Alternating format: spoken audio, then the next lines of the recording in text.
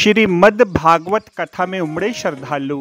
Shastri Nagar Gita colony स्थित SDM office के ठीक सामने बने हुए श्री बांके बिहारी मंदिर में श्रीमद् भागवत कथा को श्रवण करने प्रतिदिन बड़ी संख्या में श्रद्धालुगण पहुंचकर धर्म लाभ ले रहे हैं।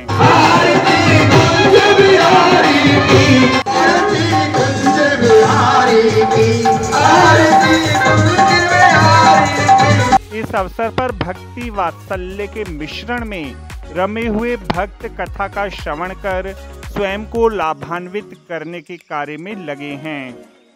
ज्ञात रहे कि इस मंदिर में भगवान तिरुपति जी से लेकर पंचमुखी हनुमान, शिव परिवार, खाटू श्याम जी, भगवान श्री कृष्ण के नाना प्रकार के स्वरूप, जगत के पालनहार विष्णु भगवान जी, काली माता व अन्य देवी देवताओं की हृदयग्राही प्रतिमाएं स्थापित की गई हैं।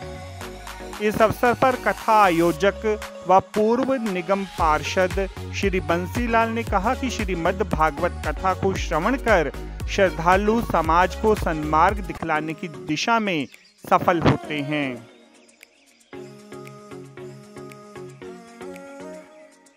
बंसीलाल जी, इस मंदिर की क्या विशेषता है और यहाँ पर जब श्रद्धालु आता है तो उनको कैसा लगता है? ऐसे जी, ये मंदिर करीब 7 सालों से बना हुआ है, तो आस्ता आस्ता इसका विकास हुआ है।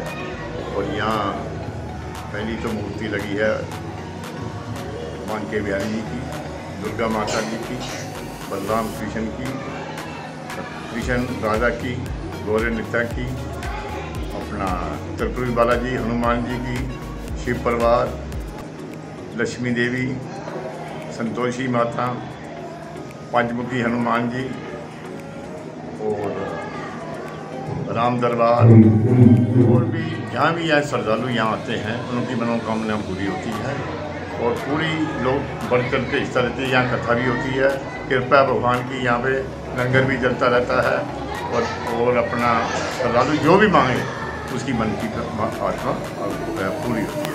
बंसीलाल जी, यमुना पार में बहुत कम मंदिर ऐसे जहाँ पर इतनी विस्तार से इतने सारे भगवानों की प्रतिमाओं को एकत्रित किया गया। कैसे दिमाग में आया, कैसे विचार बना कि सभी भगवानों को उत्तर से लेकर दक्षिण तिरुपति भगवान तक की यहाँ पर मूर्तियाँ? ये तो ठाकुर जी की कृपा है जी, उन्हें मुझे प्रेरणा दी है और जो भी ठाकुर जी मुझे प्रेरणा देते हैं वैसे मुखारविंद से श्रीमद् भागवत कथा को प्रेषित करने वाले मानस मर्मज्ञ आचार्य संकर्षण शास्त्री जी ने कहा कि कलयुग में कथा श्रवण करना अत्यंत नेक कार्य है।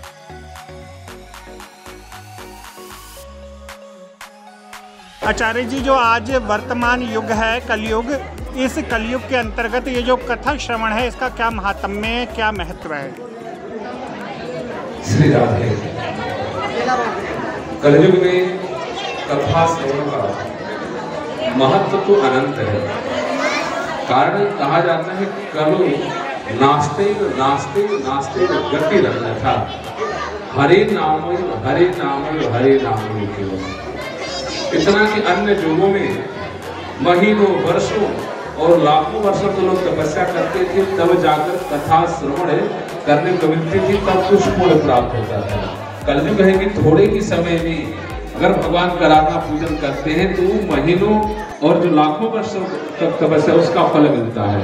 कलयुग में कहा जाता है आजन्म मात्र में एक सठेन के, किसी प्रकार का कितना भी बड़ा पापी क्यों न हो, अगर तन से मन से अगर भगवान की कथा का श्रवण करता है तो उसको सब पाप उसके नष्ट हो जाते हैं। लेकिन अन्य क्षेत्र कितम पापों पूर्ण क्षेत्र अन्य क्षेत्र में अगर पूर्ण करने से पूर्ण क्षेत्र यानी धाम में जाता है या भगवान की कथा सुनता है, कथा सुनने के बाद जो ही कार्य करता है तो फिर कहा जाता है इंद्र वज्रानपि, इंद्र के वज्र के समान हो जाता है, फिर नष्ट नहीं होता है। इसलिए कथा सुनने का मतलब यह है कि जीवन में धारण करें और अपने जीवन को सफल बनाएं कि जीवन की शाश्वत सच्चाई या मृत्यु है, दुनिया में और कोई सत्य नहीं है। सत्य अगर है तो मृत्यु है।